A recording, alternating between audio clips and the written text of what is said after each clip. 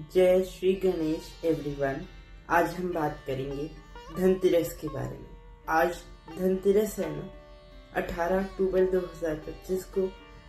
तो आज मैं आपको धनतेरस की कहानी सुनाता हूँ।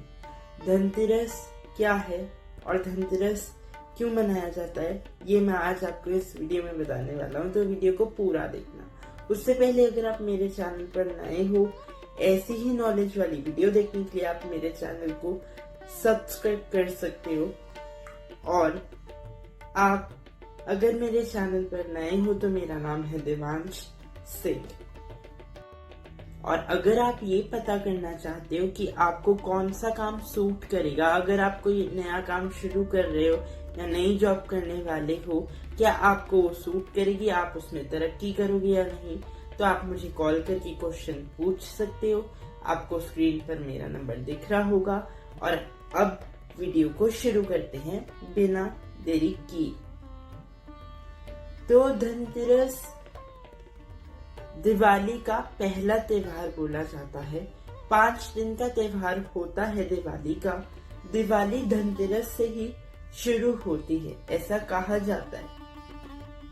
अब धनतेरस पर कुबेर महाराज की पूजा होती है, यानी कुबेर जी को पूजा जाता है। उनकी पूजा होती है, उनके लिए मिठाई लाई जाती है। तो धनतेरस की कथा कुछ ऐसी है कि कहानी शुरू होती है एक गुणनिधि नाम के ब्राह्मण से। गुणनिधि नाम का ब्राह्मण होता है और उसको चोरी करने की आदत पड़ जाती है। उसके माता पिता उसको बहुत समझाते हैं कि चोरी करना छोड़ दे और गलत काम करना छोड़ दे। फिर भी गुणनिधि नाम का जो ब्राह्मण है वो नहीं सुनता अपने माता पिता की, और एक दिन वो जाता है मंदिर में चोरी करने के लिए, यानी शिव मंदिर में चोरी करने के लिए।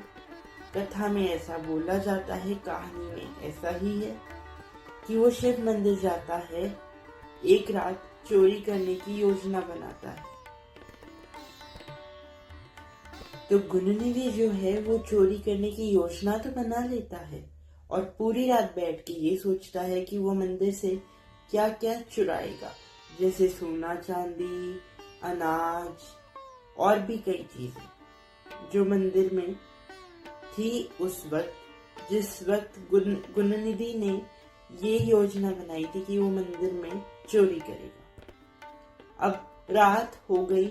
उसके बाद गुणनिधि नाम का जो ब्राह्मण था वो मंदिर में चला गया, लेकिन गुणनिधि जो था उसने चोरी करी। उसके बाद वो मृत्यु को प्राप्त हो गया। उसके बाद वो ऐसा कहा जाता है कि यमलोक ले गए थे उसको यमदूत, लेकिन वहां पर शिवगण आ गए। शिवगण जो शिव जी के प्रिय हैं।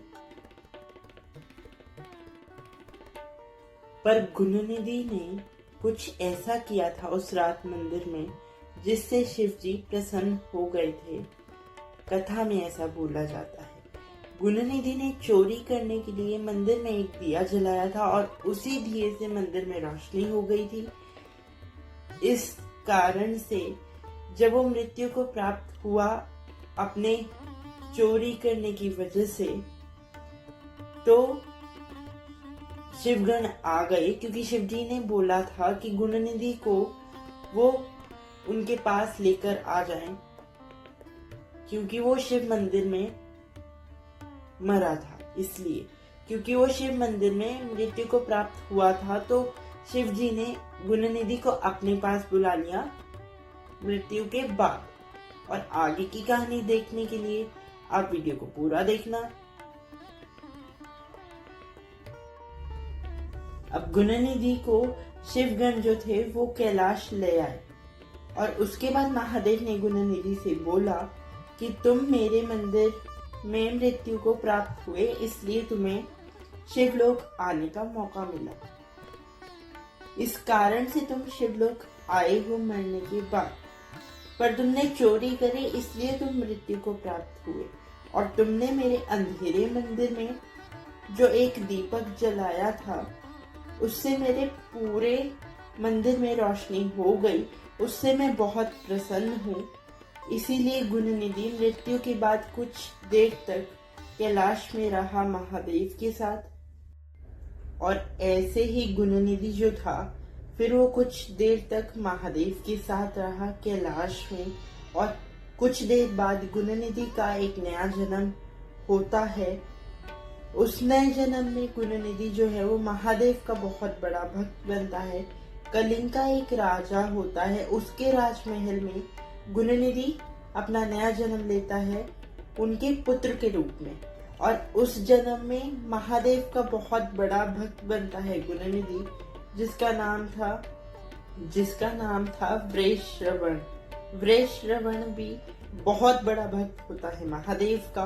और कुछ देर बाद जब वो बड़ा होता है थोड़ा सा, तो वो महादेव की तपस्या करने चला जाता है। और महादेव उससे प्रसन्न होके और वृषश्रवण ने अपने तपस्या से महादेव को इतना प्रसन्न कर लिया कि महादेव उसकी भक्ति देखकर, उसकी ईमानदारी देखकर महादेव ने ये वरदान दिया कि आज से तुम खजाने को संभालोगे, खजाने की जिम्मेदारी तुम्हारी है। तो वृषश्रवण वही हैं जिनकी हम पूजा करते हैं धनतेरस पर। कुबेर महाराज ही जाने जाते हैं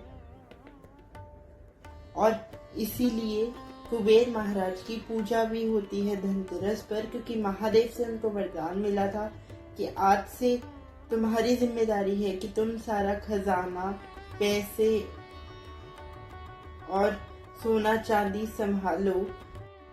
और इसीलिए हम कुबेर महाराज की पूजा करते हैं दिवाली से पहले कि वो हमें आशीर्वाद देकर जाएं, धन देकर जाएं, सोना चांदी देकर जाएं।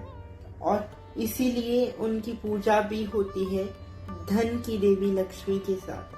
कैसी लगी आपको ये कथा, कैसी लगी आपको ये कहानी, मुझे नीचे कमेंट सेक्शन में जरूर कमेंट करना। और अगर आपका कोई क्वेश्चन है, कोई आप नया काम शुरू करने वाले हो, कोई आप नई जॉब करने वाले हो, क्या आपको सूट करेगी या नहीं, आप मुझे कॉल करके जरूर पूछ सकते हो। स्क्रीन पे आपको मेरा नंबर दिख रहा होगा। मैं आपसे मिलूंगा बहुत जल्दी अपनी अगली वीडियो में।